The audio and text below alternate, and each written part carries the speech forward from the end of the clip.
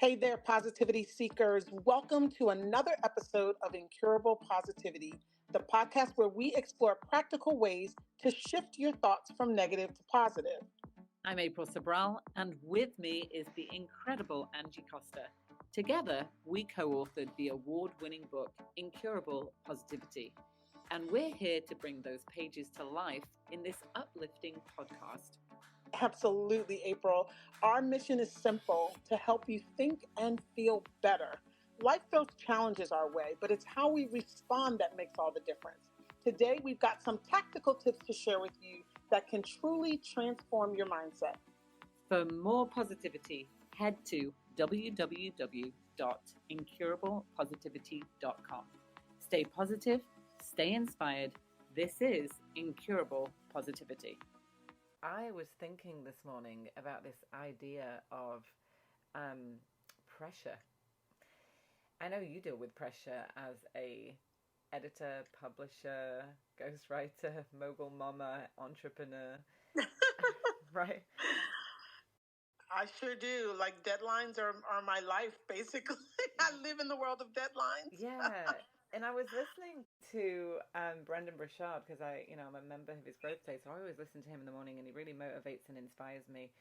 If you don't know who he is, he's the highest paid performance coach in the world, mindset coach. He's amazing.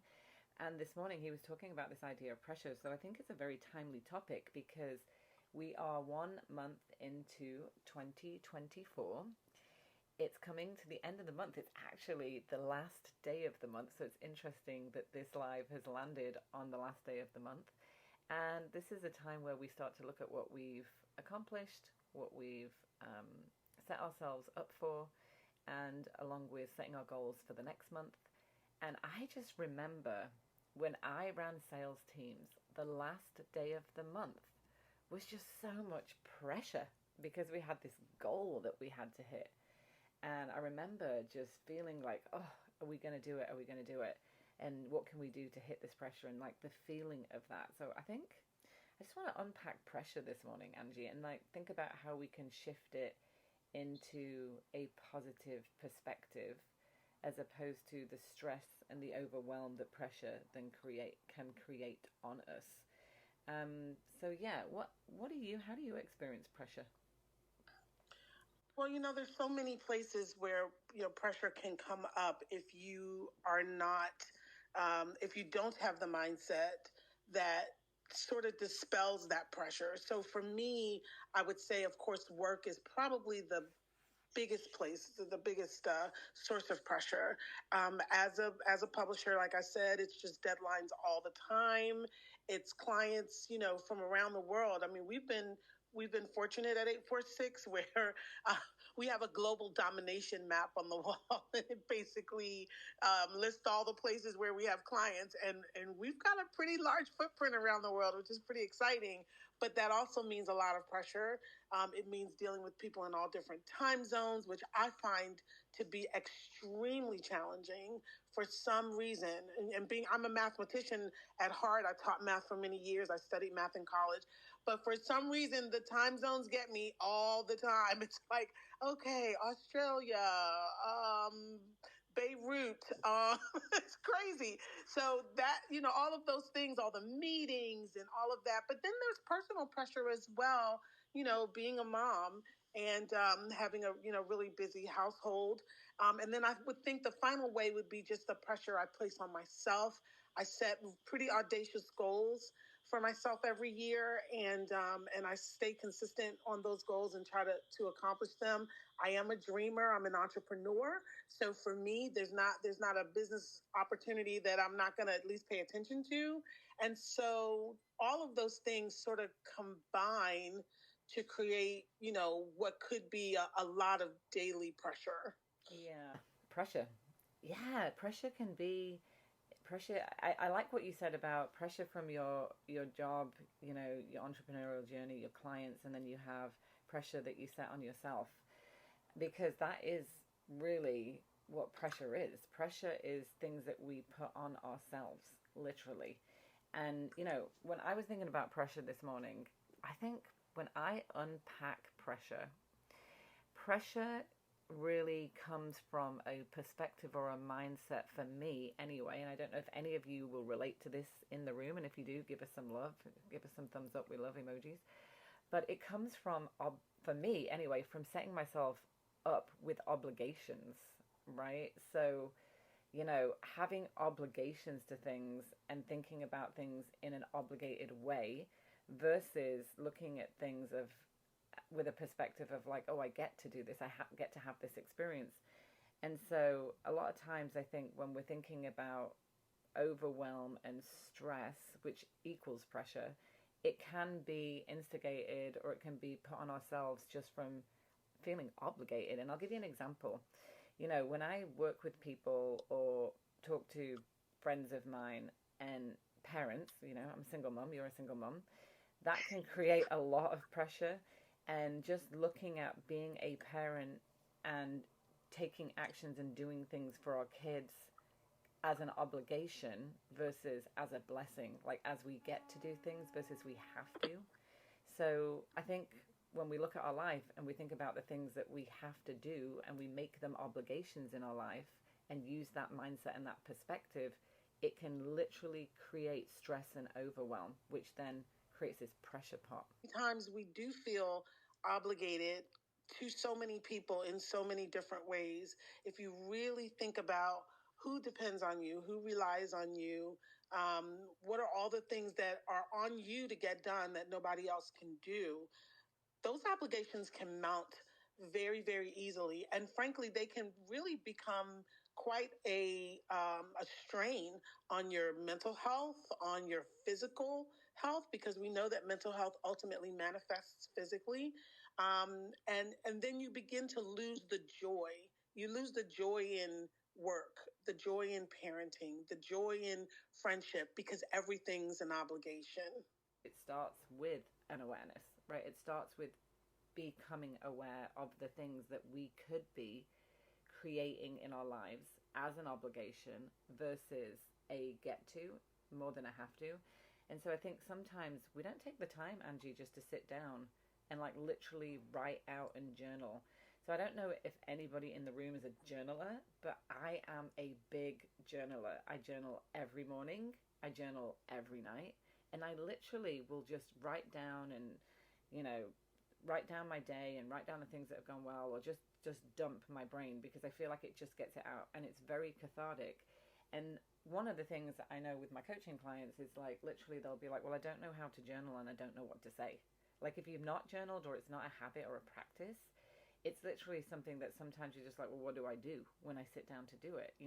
Gratitude, there's all these different philosophies on it. But I think one of the things I would say today is a journal prompt for trying to figure out what's causing you pressure in your life is just to like ask yourself, what do I view as an obligation? If I was going to sit down with you today, I'd ask you, what do I view as an obligation in my life? And just start making some notes and writing it down, like the things that I have to do, because you're going to have to get these things done, by the way. And there is positive pressure. We need deadlines, Angee, right? Like you need a deadline as an editor. There's no way you could get things done for your clients if you didn't have a deadline. Books would never get published, right? That's exactly right. Yeah. And there's multiple deadlines throughout the publishing process. So that's even more pressure.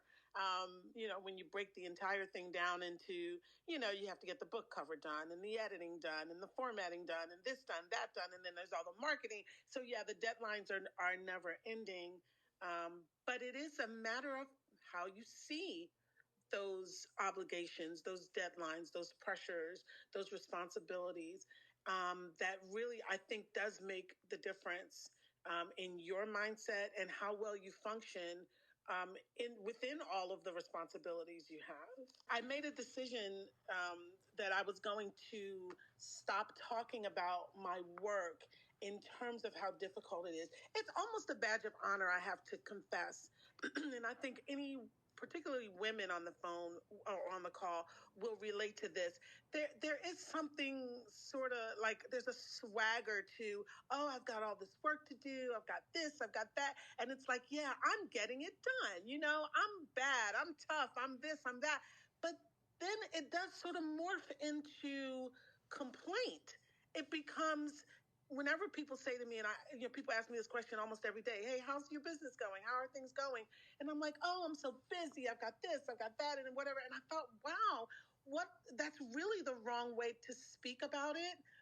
And that means that I'm thinking about it the wrong way. When you hear your words are sort of a reflection of your heart and your mindset. So if your thoughts are skewed towards seeing your work as difficult, obligation, pressure, then you'll know that there's something there, that you're forgetting the glory of that, the beauty of that. Like, I get to be regional vice president. I get to be like, this is what I've worked toward, and now I'm here. And sometimes when we reach those major lofty goals in our life, we do lose that gratitude, the absolute joy of accomplishment. And so I decided to stop talking about my business that way. I'm so blessed. I'm so fortunate that, that I have this amazing company, that it's winning awards for my clients. I just had a client land a very large TED Talk, and she's got over 250,000 views. I get to work with April Sabral. I mean, good gracious.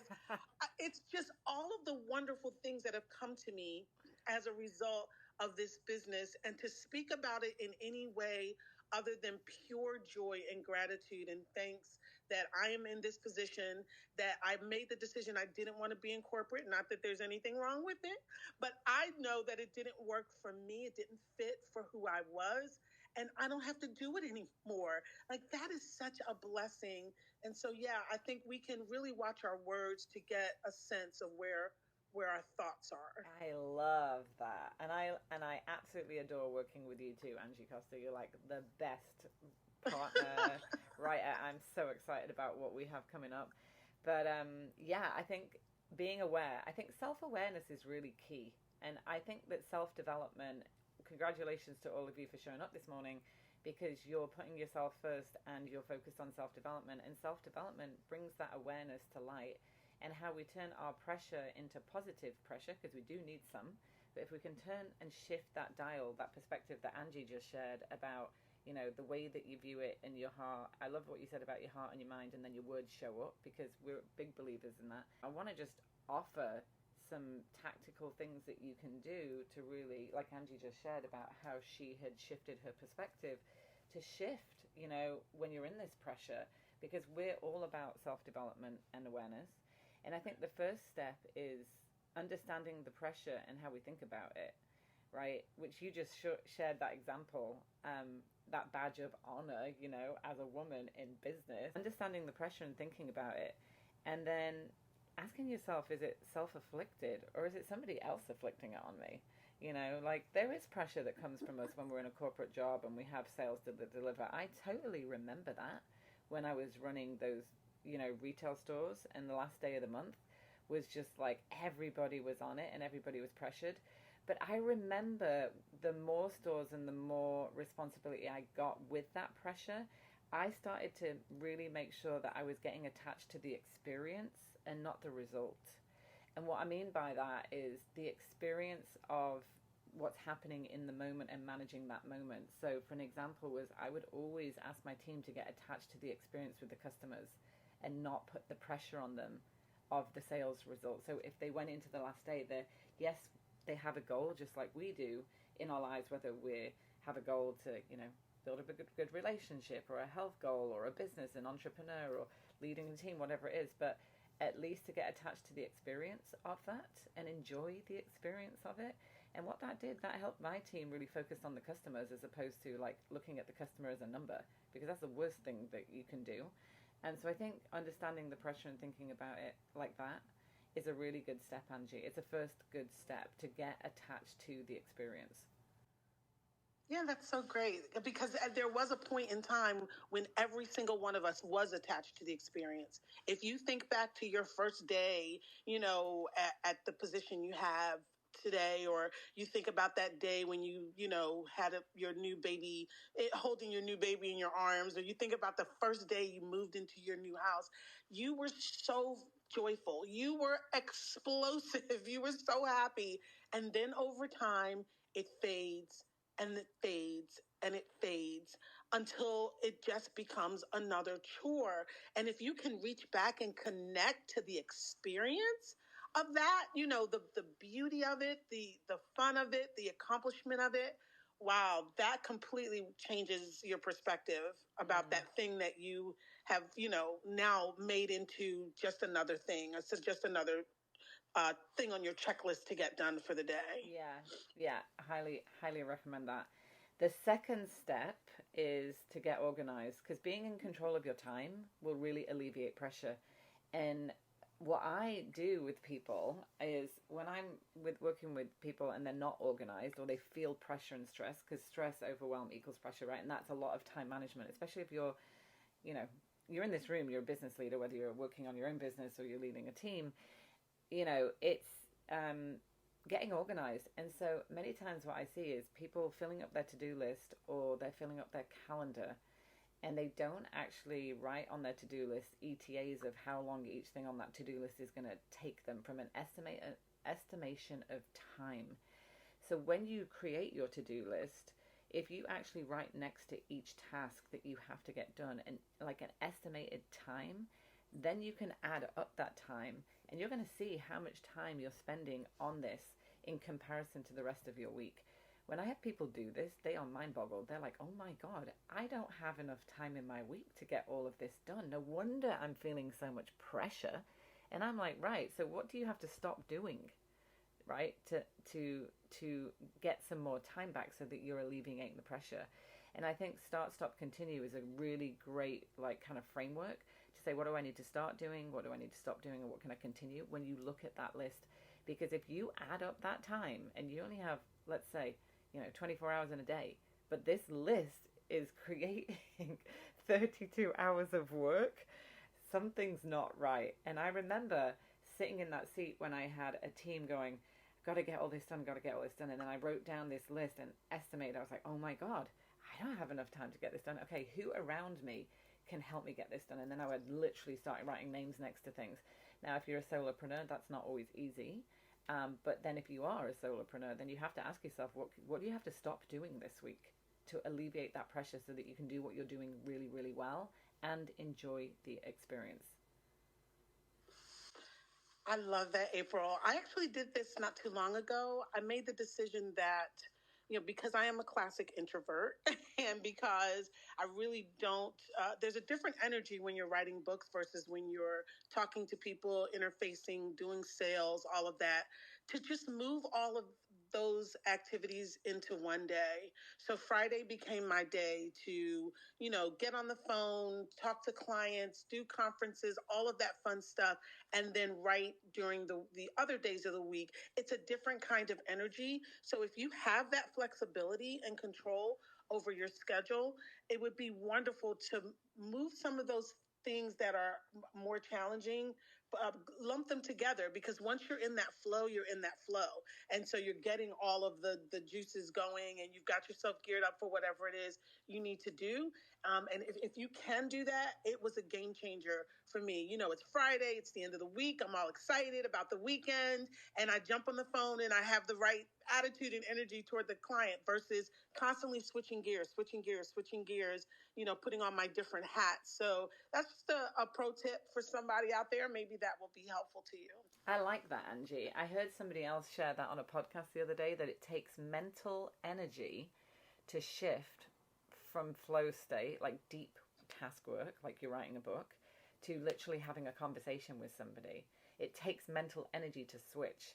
And so if we want to, I always look at our brain, right, as the athlete in our body. I always say, train and condition your brain like it's going to win a gold medal, because it is going to, accept the things you can't change, control the things you can.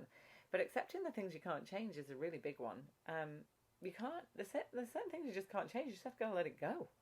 And once you get to this perspective of everything is kind of impermanent in life anyway. I mean, I've just moved, I think, for the, 100th time. I remember when I was filling out my citizenship application in Canada, and they asked me to write down all of my addresses, Angee, that I had ever lived at. And I was like, oh, Lord, that's crazy. Like 200, it was ridiculous.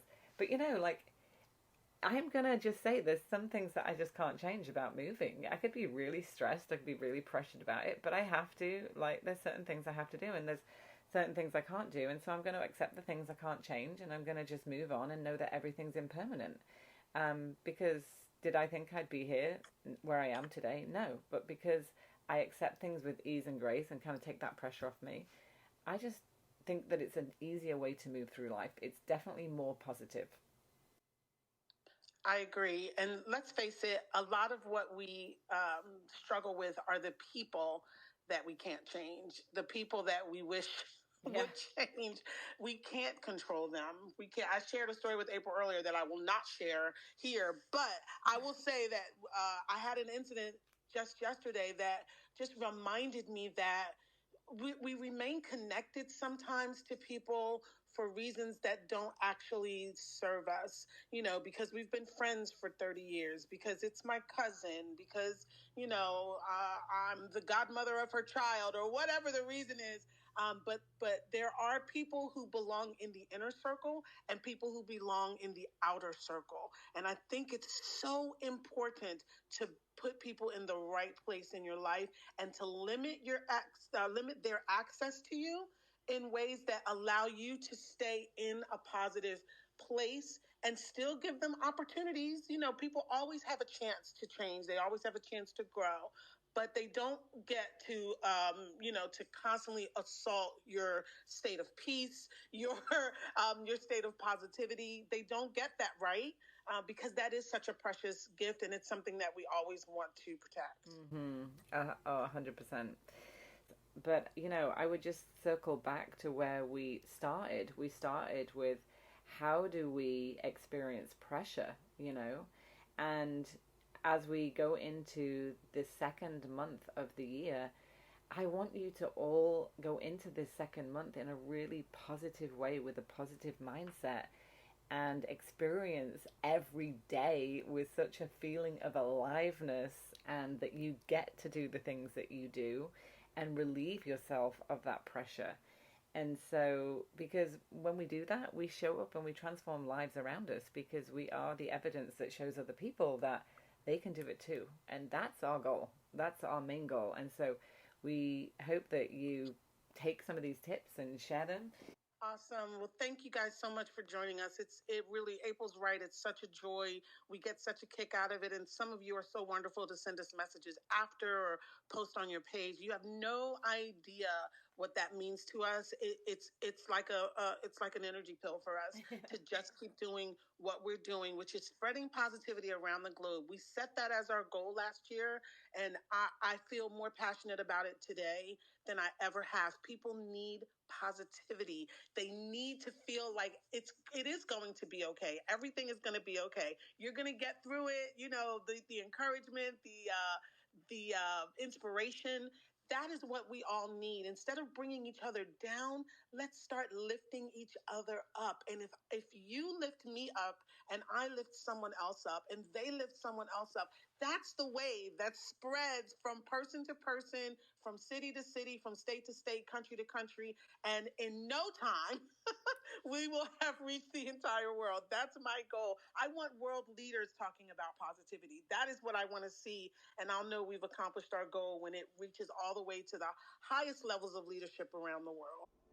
If you love this episode, be sure to hit that subscribe button, leave us a review, and head over to incurablepositivity.com, where you can get access to lots more resources, the community, and myself and Angee, where we go live with book club and talk about everything positivity.